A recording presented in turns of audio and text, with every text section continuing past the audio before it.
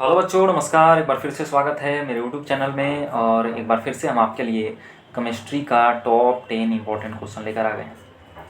तो कुछ बच्चे कमेंट कर रहे हैं कि सर क्या इतना हार्ड क्वेश्चन आता है। तो देखिए, एग्जाम में जो है हर एक टाइप का क्वेश्चन आपको देखने को मिलेगा। कुछ क्वेश्चन आसान होंगे, मैक्सिमम क्वेश्चन आपको आसानी मिलेगा। कुछ क्वेश्चन जो है वो टॉप लेवल के होंगे, है ना, मतलब हार्ड टाइप का। और कुछ क्वेश्चन ऐसे होंगे जो आपको देखा हुआ भी नहीं होगा, है ना, अजीब टाइप का क्वेश्चन होगा। तो हर एक टाइप का हम लोग क्वेश्चन प्रैक्टिस करेंगे, हार्ड टाइप का भी, है ना, आसान भी, और कुछ ऐसा क्वेश्चन जो कभी देखा हुआ ना होगा ना। तो हर एक टाइप से हमें प्रिपेयर करके जाना है। तो चलिए शुरू करते हैं पहले क्वेश्चन से। देखिए, पहला क्वेश्चन है, तो आज हम सेशन जो है एकदम आसान वाला लेकर आए हैं आपके लिए। कौन सा जो होता है एम्फोटेरिक जो है नेचर का होता है। तो देखिए, SiO2 जो होता है ये एसिडिक होता है। SnO2 बताए थे, है ना, SnO हो गया, SnO2 हो गया, ये सब क्या होता है एम्फोटेरिक। तो करेक्ट ऑप्शन दूसरा हो जाएगा। CrO3 की बात करें तो ये एसिडिक होता है, लेकिन Cr2O3 रहे तो ये कैसा हो जाता है, ये एम्फोटेरिक हो जाता है ना। एम्फोटेरिक मतलब एसिड के साथ भी रिएक्ट करेगा, बेस के साथ भी रिएक्ट करेगा। वहीं CO2 कैसा होता है, कार्बन डाइऑक्साइड, ये एसिडिक होता है, जबकि CO कार्बन मोनोऑक्साइड न्यूट्रल होता है ना। तो ये सब आपको पता होना चाहिए। खैर, हमसे एम्फोटेरिक पूछ रहा था, करेक्ट ऑप्शन SnO2 हो जाएगा। नेक्स्ट क्वेश्चन बोल रहा है कि the example of positive deviation. Positive deviation का एग्जाम्पल क्या होगा। तो आइडियल और नॉन आइडियल सॉल्यूशन आप लोगों ने पढ़ा होगा। आइडियल सॉल्यूशन जो रॉल्स लॉ को फॉलो करता है, और नॉन आइडियल सॉल्यूशन जो रॉल्स लॉ को फॉलो नहीं करता है। और नॉन आइडियल सॉल्यूशन ही दो प्रकार का होता है, पॉजिटिव डेविएशन और निगेटिव डेविएशन।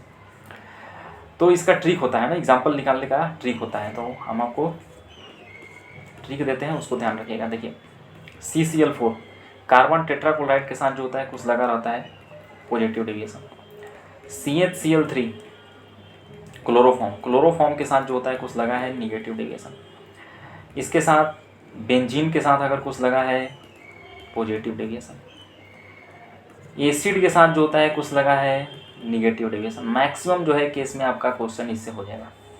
करीब 99% जो है क्वेश्चन आप इस ट्रिक को याद कर लीजिएगा तो हो जाएगा, है ना। और अगर इन चारों में हो जाए तो प्रायोरिटी वाइज लिखा गया है ना। जैसे CCl4 प्लस CHCl3 देगा तो ऊपर में कौन आ रहा है, CCl4, तो हो जाएगा पॉजिटिव डेविएशन। लेकिन कुछ हम आपको पॉजिटिव डेविएशन का कुछ NCERT में इंपॉर्टेंट एग्जांपल दिया हुआ है जो कि इसके अलावा है। जैसे में इथेनॉल प्लस वाटर, ये आपको ध्यान रखना है पॉजिटिव डेविएशन के लिए। दूसरा इथेनॉल प्लस एसीटोन, है ना। तो इतना एग्जांपल जो है पॉजिटिव निगेटिव डेविएशन में आपको ध्यान रखना है। तो चलिए चेक करते हैं। देखिए, पहला जो है बेंजीन टोलुइन, जो एक ही फैमिली का हो, बोलने में भी एक जैसा लगे, बेंजीन टोलुइन, है ना। ब्रोमोइथेन, ब्रोमोइथेन या फिर ब्रोमोब्यूटेन, इस टाइप से। तो एक ही जैसा जो है बोलने में जो लगेगा उसको बोलते हैं आइडियल सॉल्यूशन। तो पहला बेंजीन टोलुइन, ये जो है आइडियल सॉल्यूशन का एग्जांपल है, ये नहीं होगा। क्लोरोफॉर्म प्लस एसीटोन, क्लोरोफॉर्म देखिए, क्लोरोफॉर्म के साथ कुछ लगा हो, निगेटिव डेविएशन, हमें पॉजिटिव पूछ रहा नहीं होगा। इथाइल अल्कोहल प्लस वाटर, ये स्पेशल केस वाला है ना। इथेनॉल प्लस वाटर, ये स्पेशल केस वाला है, तो करेक्ट ऑप्शन तीसरा हो जाएगा। नाइट्रिक एसिड, एसिड के साथ जो होता है कुछ लगा है, तो ये भी निगेटिव डेविएशन हो जाएगा, ये भी निगेटिव। और ऊपर वाला क्या है, ये आइडियल सॉल्यूशन का एग्जांपल। चलिए आगे बढ़ते हैं। तो करेक्ट ऑप्शन इसका तीसरा हो जाएगा। अगला क्वेश्चन बोल रहा है कि ऑक्सीडेशन नंबर जो है आपको बताना है सल्फर का H2SO8 में। H2SO8 को हम लोग बोलते हैं peroxy disulphuric acid. Peroxy disulphuric acid अगर आप X मान के निकालिएगा, जैसे हम मान लेते हैं इसको X, है ना, किसी का ऑक्सीडेशन नंबर ऐसे ही निकालते हैं। तो जो X मान के हम लोग निकालते हैं वो औसत एवरेज ऑक्सीडेशन नंबर निकालते हैं। जैसे देखिए, हर जगह हाइड्रोजन क्या शो करता है, +1, तो 2 हाइड्रोजन है तो 2 प्लस 2x हो जाएगा। प्लस हर जगह ऑक्सीजन क्या, -2, 8 दूनी क्या हो जाएगा 16, -16 मैं लिख देता हूँ डायरेक्ट। तो यहाँ से 2x हो जाएगा 14, और x बराबर आपको मिलेगा +7। और इस +7 को अगर आप टिक कर दीजिएगा यहाँ पर करेक्ट ऑप्शन तीसरा, तो हो जाएगा आपका गलत। इसका ऑक्सीडेशन नंबर जो है हम लोग फिगर के थ्रू निकालते हैं। तो देखिए, इस टाइप से जो होता है फिगर बनता है। सल्फर जो है मैक्सिमम 6 बॉन्ड बनाता है ना। इस टाइप का जो होता है इसका फिगर होता है, 2 हाइड्रोजन, 2 सल्फर और 8 को जो होता है ऑक्सीजन। अब यहाँ पर बॉन्ड को ब्रेक करेंगे, ये बॉन्ड टूटेगा, तो वही बॉन्ड जो होता है टूटता है जिसमें इलेक्ट्रोनिगेटिविटी का कुछ डिफरेंस हो। और बॉन्ड टूटने के बाद जो होता है एक पे पॉजिटिव चार्ज आता है, एक पे निगेटिव चार्ज आता है। तो जो मोर इलेक्ट्रोनिगेटिव हो, ऑक्सीजन और सल्फर में ऑक्सीजन मोर इलेक्ट्रोनिगेटिव है, तो 2 बॉन्ड टूटा तो 2 निगेटिव चार्ज। सल्फर पे 2 पॉजिटिव चार्ज, ये वाला भी बॉन्ड टूटेगा। ऑक्सीजन पे -1, सल्फर पे +1। वैसे ही ये वाला डबल बॉन्ड टूटेगा, है ना। यहाँ पर ऑक्सीजन पे -2, सल्फर पे +2, और ये वाला भी सिंगल बॉन्ड टूटेगा, तो ऑक्सीजन पे -1, सल्फर पे +1। तो जोड़िएगा तो 2 2 4 2 6, तो इस सल्फर का ऑक्सीडेशन नंबर +6। वैसे ही इस सल्फर को बॉन्ड ब्रेक कीजिएगा तो +6 हो जाएगा ना। तो अगर आप इसमें +7 टिक कीजिएगा तो +7 सल्फर का ऑक्सीडेशन नंबर पॉसिबल ही नहीं होता है। करेक्ट ऑप्शन क्या हो जाएगा? दूसरा वाला हो जाएगा ना। तो ये फिगर से हम लोग निकालते हैं, ये आपको ध्यान रखना है। वैसे ही कुछ और भी होता है, जैसे में CrO5 है ना, CrO5 का भी जो होता है, अगर आप x मान के निकालिएगा तो आ जाएगा +10, लेकिन ये हो जाता है गलत। इसका बटरफ्लाई स्ट्रक्चर होता है, इसमें आपको बताना है ना, कमेंट कीजिएगा कि CrO5 देखो इस टाइप से फिगर होता है कि CrO5 में जो क्रोमियम है ये किस ऑक्सीडेशन नंबर में रहता है। हमसे जो है सल्फर का पूछ रहा था, तो करेक्ट ऑप्शन दूसरा हो जाएगा, तो ध्यान रखना इसको।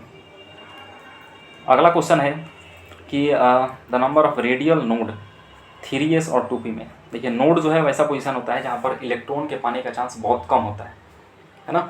नोड वह पोजीशन होता है जहाँ पर इलेक्ट्रॉन के पाने का चांस जो है मिनिमम होता है, और ऑर्बिटल जो होता है वैसा पोजीशन होता है जहाँ पर इलेक्ट्रॉन सबसे ज़्यादा पाया जाता है। तो नोड में आपको 3 तरीके से पूछा जा सकता है, एक रेडियल या इसी को हम लोग स्फेरिकल नोड के नाम से भी जानते हैं। इसका जो है फार्मूला आपका हो जाता है n-l-1। दूसरा नोडल प्लेन आपसे पूछ सकता है, नोडल प्लेन या एंगुलर नोड जो है, दोनों का फार्मूला सेम होता है, नोडल प्लेन या फिर एंगुलर नोड l के बराबर। और तीसरा टोटल नोड अगर आपसे पूछ ले तो ये होता है n-1, है ना। l मत करना है, n- क्या होता है 1 होता है। हमसे पहला वाला पूछ रहा है रेडियल नोड, सबके लिए जो होता है क्या चाहिए, n चाहिए, l चाहिए। n क्या है? Principal quantum number. l क्या है? एजीमुथल। इन दोनों में देखो जो भी आपको नंबर दिख रहा है, जैसे इसमें जो है 3 है तो ये क्या बताता है? n बताता है। तो इसमें n 3 और l का वैल्यू s के लिए 0 हो जाता है ना, वीडियो में बताए थे। यहाँ पर 2p के लिए n का वैल्यू 2 और p के लिए l का वैल्यू 1, तो इसमें निकाल लेते हैं इसके लिए 3s के लिए। तो 3 - 0 - 1 2 हो जाएगा, और 2p के लिए निकालेंगे तो 2 - 0 - 2 इसके लिए l का वैल्यू क्या है 1 - 1, तो 1 1 कट गया, तो इसमें भी क्या आया 2 आया। 1 माइनस यहाँ पर क्या हो जाएगा 0 हो जाएगा, तो करेक्ट ऑप्शन पहला हो जाएगा ना। 2 माइनस और ये -1 -1 -2 हो जाएगा, तो पूरा कट जाएगा, तो करेक्ट ऑप्शन हो जाएगा इसका पहला होगा, है ना। ये वाला पुट कर देंगे। नोडल प्लेन पूछता तो सिर्फ l का वैल्यू बताए थे, टोटल नोड पूछता तो n में से 1 घटा देते। तो हमसे रेडियल पूछ रहा था, करेक्ट ऑप्शन पहला हो जाएगा। अगला क्वेश्चन बोल रहा है कि ऑक्सीडेशन नंबर जो है कार्बन सब ऑक्साइड, CO2 का नाम सुने होंगे, इसको बोलते हैं कार्बन डाइऑक्साइड, लेकिन C3O2 को हम लोग क्या बोलते हैं? कार्बन सब ऑक्साइड के नाम से जानते हैं ना। इस टाइप से जो है इसका फिगर बनता है, 3 कार्बन 2 ऑक्सीजन।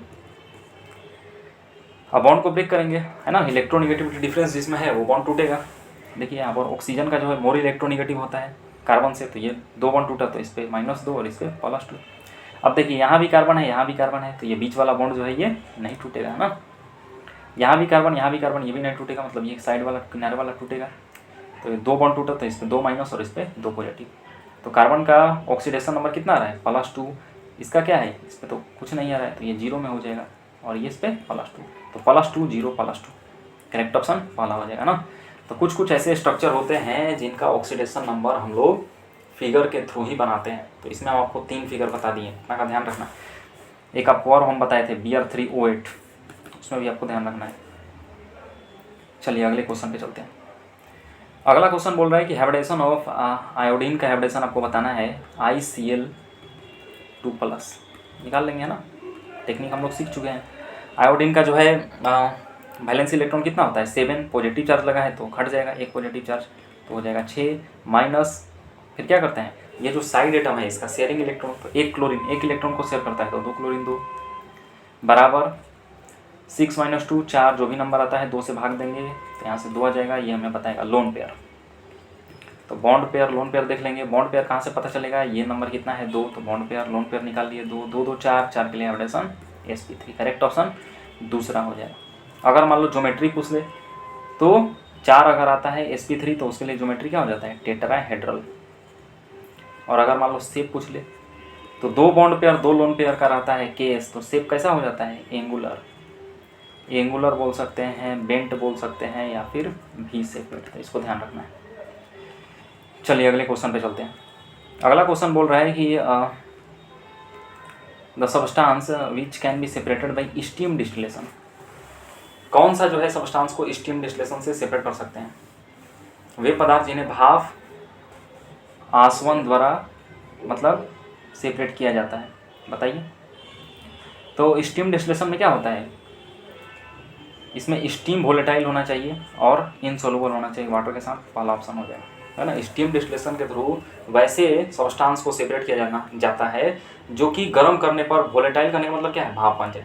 तो स्टीम करने पर उसका भाप बनना चाहिए और वो पानी में नहीं घुलना चाहिए, है ना, और वो पानी में नहीं घुलना चाहिए, इनसोल्युबल होना चाहिए वाटर के साथ, तभी जो होता है उसका स्टीम डिस्टिलेशन पॉसिबल है। उसका एग्जांपल आपको याद रखना है ना, एनसीईआरटी में दिया हुआ है कि एनिलीन जो होता है इट्स सेपरेटेड, एनिलीन को जो होता है सेपरेटेड किया जाता है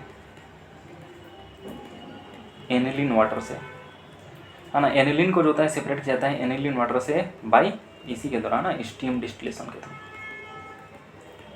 तो स्टीम डिस्टिलेशन का एग्जांपल ध्यान रखना है कि अगर मान लीजिए पानी में जो है एनिलीन मिला है तो एनिलीन को हम लोग सेपरेट कर सकते हैं स्टीम डिस्टिलेशन से, क्योंकि एनिलीन जो होता है ये गर्म करने पर वोलेटाइल हो जाता है और ये पानी में नहीं घुलता है, इस वजह से। तो करेक्ट ऑप्शन पहला हो जाएगा। अगले क्वेश्चन पे चलते हैं, बहुत आसान है। हाँ, टाइप ऑफ हाइब्रिडेशन आपको बताना है प्रत्येक कार्बन में। देखिए इस टाइप से लिखा हुआ है CH3 CH double bond CH, और ये जो CN आप देख रहे हैं नाइट्रोजन के साथ कार्बन जो है ट्रिपल बॉन्ड बनाता है। तो सिग्मा बॉन्ड गिनते हैं हाइब्रिडेशन में। इस कार्बन के लिए हाइब्रिडेशन 4 सिग्मा है तो sp3 हो जाएगा। इसके लिए hybridisation 3 sigma sp2, same sp2। यहाँ पर देखिए ट्रिपल बॉन्ड रहता है तो 1 सिग्मा हो जाता है और 2 पाई हो जाता है। तो 1 सिग्मा यहाँ से आया, 1 सिग्मा यहाँ से, 2 सिग्मा के लिए हाइब्रिडेशन sp। तो sp3 sp2 करेक्ट ऑप्शन पहला हो जाएगा ना। इसी सीक्वेंस में आपको बताना है कि sp3 sp2 और sp, पहला में ही दिख रहा है, करेक्ट ऑप्शन फर्स्ट हो जाएगा। अगला क्वेश्चन है कि मैच द कॉलम, आपको बताना है CO क्या है जी, न्यूट्रल होता है, बताएं, है ना। 3 ही आपको तो ध्यान रखना है, CO NO और N2, ये कैसा होता है, न्यूट्रल। BA क्या है जी, मेटल का ऑक्साइड बेसिक होता है। तो A का दूसरा, देखिए पहला ही मैच किया, हमारा आंसर आ गया, है ना। करेक्ट ऑप्शन क्या हो जाएगा, 4 हो जाएगा। लेकिन जान लीजिए आप कि बेरियम क्या है, मेटल है, मेटल का ऑक्साइड बेसिक। Al2O3 ये भी मेटल है लेकिन ये एम्फोटेरिक हो जाता है ना, एसिड के साथ और बेस दोनों के साथ रिएक्ट करता है। तो सी के चौथा देखिए Cl क्या है जी, नॉन मेटल है, नॉन मेटल का ऑक्साइड जो होता है एसिडिक हो जाता है। तो डी का हो जाएगा तीसरा, और ये सारा ऑप्शन जो है वो चौथा में दिख रहा है, तो करेक्ट ऑप्शन 4 हो जाएगा आपका। नेक्स्ट क्वेश्चन बोल रहा है कि a body of mass 10 milligram is moving with velocity 10 metre per second, the wavelength of the de Broglie wave. अच्छा, डी ब्रोगली वेवलेंथ पूछ रहा है, तो क्या होता है de Broglie wavelength, lambda is equal to h/mv, है ना। यहाँ पर h क्या है, h को बोलते हैं हम लोग प्लैंक्स कांस्टेंट के नाम जानते हैं। इसका वैल्यू आपको ध्यान रखना है 6.6 गुना 10⁻34 जूल सेकेंड। कभी कभी आपको आसान करने के लिए, है ना, देखना है कि किस टर्म में आंसर दे रहा है, तो 6.6 को हम लोग 20/3 गुना 10⁻34 जूल सेकेंड में लिख सकते हैं। एम जो आप देख रहे हैं ये मास है, और मास को हमेशा आपको केजी में रखना है तभी आंसर आएगा सही से। भी क्या है जी, वेलोसिटी, ये मीटर पर सेकंड में रहेगा। तो आप सोल्व कर लीजिए इसको। एच का वैल्यू 6.6 गुना 10⁻34, मास देखिए कितना दिया हुआ है 10 मिलीग्राम। आपको पता है कि 1 किलोग्राम में 1000 ग्राम होता है, और 1 ग्राम में क्या होता है 1000 मिलीग्राम होता है। तो अगर मिलीग्राम को किलो में कन्वर्ट करता है तो 1 मिलीग्राम बराबर हो जाएगा 10⁻6 kg, है ना। तो 10 मिलीग्राम को अगर केजी में कन्वर्ट करना है तो 10⁻6 से गुना करना पड़ेगा। तो मास हो गया। वेलोसिटी देखो दिया हुआ है 100, इसको पुट कर दो। तो देखो यहाँ पर 3 पॉजिटिव है, यहाँ से इसको घटा लो, -3 हो जाएगा, और इसको 34 को घटाओगे तो हो जाएगा -31। तो आंसर आया 6.6 गुना 10⁻31 क्या मीटर, है ना। तो करेक्ट ऑप्शन हो जाएगा आपका दूसरा वाला। तो डी ब्रोगली वेवलेंथ का ये फॉर्मूला आपको ध्यान रखना है। तो आज का जो है क्वेश्चन बहुत आसान था, है ना। तो आसान क्वेश्चन भी आता है। आई होप जो है आपको वीडियो अच्छा लगा होगा। तो आपको लाइक शेयर सब्सक्राइब करना है और बने रहना है हमारे साथ। मिलते हैं अगले लेक्चर में। That's all, thank you so much.